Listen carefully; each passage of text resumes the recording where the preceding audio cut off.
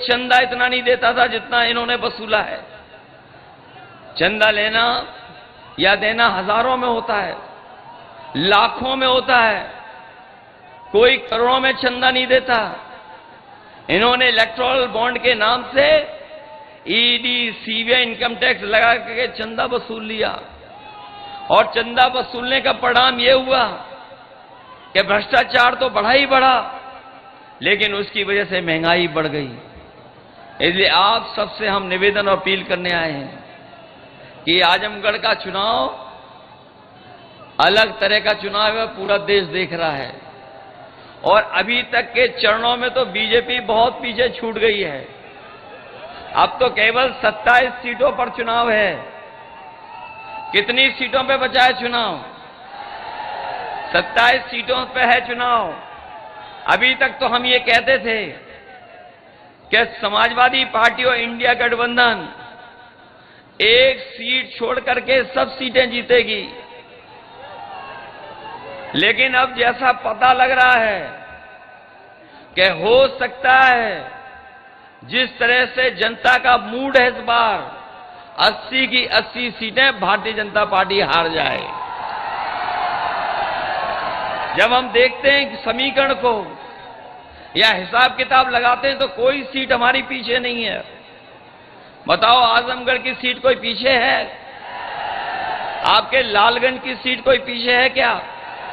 आपके बगल की मऊ की सीट बताइए, आप अंबेडकर नगर की सीट बताइए, आप संत कबीर नगर में पप्पू निषाद लड़ रहा है, क्या सीट पीछे है? कोई सीट पीछे नहीं है। इस बार लगता है कि पूर्वांचल की जनता भारतीय जनता पार्टी का पूरा सफाया करने का काम करेगी। ये लोग जो कहते हैं शहजादे शहजादे, सुन रहे होंगे आप लोग कई बार कांग्रेस पार्टी और हम लोगों को मिलकर के कह रहे हैं शहजादे।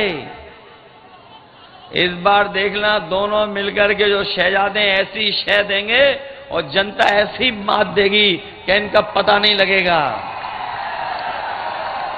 इस बार शहजादे शह देने जा रहे हैं और जनता मात देने जा रही है।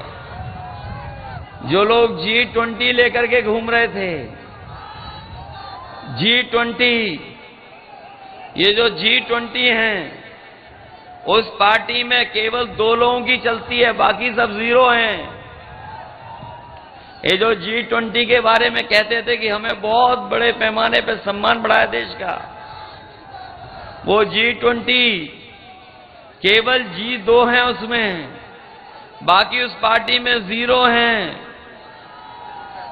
और हमारे जो लखनऊ वाले हैं, इधर सुनने में आए इनकी भी भाषा बदल गई है। ये जो समय समय पर बुलडोजर लेकर के चलते थे, इन्हें पता ही नहीं है कि लीकेज कहां पर है इस बार। जो समय समय पर बुलडोजर लेकर के चलते थे, इन्हें लीकेज ही नहीं पता, जिसके कारण सब पेपर लीक हो रहे हैं। बताओ, सब पेपर लीक करा दिए कि नहीं करा दिए? और कोई किसी को आरक्षण नहीं ले रहा, किसी का कोई नहीं छीन रहा है। अगर किसी ने धोखा दिया आरक्षण को लेकर के, तो वो भारतीय जनता पार्टी और भारतीय जनता पार्टी के फैसले, जिन्होंने हमारे आपके आरक्षण छीनने का काम किया है। ये 69,000 वाले जानते होंगे, सालों साल से ये आंदोलन कर रहे हैं, धरना दे रहे हैं, न जाने कितने दिन से लड़ाई लड़ रहे हैं। विधानसभा से लेकर के सड़कों तक इनकी लड़ाई लड़ी गई, लेकिन इनकी कोई सुनवाई नहीं है। हम नौजवानों से कहकर के जा रहे हैं, शिक्षा विभाग में जितनी जगह खाली है वो तो भरी जाएगी, इसके साथ साथ जो हमारे इन लोगों के साथ भेदभाव हुआ आरक्षण को लेकर के, उसका भी समाधान किया जाएगा। केवल एक विभाग नहीं, हर विभाग में न जाने क्या किया है सरकार ने। और हमने तो कई बार कहा और सावधान किया कि अभी तो फौज की नौकरी हुई है 4 साल की, ये बीजेपी वाले आ गए तो और विभागों की भी, और हमारी ये खाकी पहनने वाले भाई हैं, इनकी भी नौकरी कम हो जाएगी। कभी कभी पूछते ही नौकरी कैसे कम हो जाएगी, तो हम उनसे कहते कि बताओ, जो सरकार ने फैसले लिए ऐसे एयरपोर्ट को बेचने का, क्या आपको पता है कि एयरपोर्ट बिक जाएगा? किसी को नहीं पता था कि रेल बिक जाएगी, किसी को नहीं पता था कि हवाई अड्डे बिक जाएंगे, किसी को नहीं पता था कि LIC बिक जाएगी, किसी को नहीं पता था कि बंदरगाह बिक जाएंगे, किसी को नहीं पता था कि आउटसोर्स में नौकरियां चली जाएंगी, किसी को नहीं पता था कि GST के छापे मार करके व्यापारियों से पैसा वसूला जाएगा, और किसी को पता था कि अग्निवीर वाली नौकरी 4 साल की हो जाएगी। क्या किसी को पता था कि आधी रात में नोट बंद हो जाएंगे?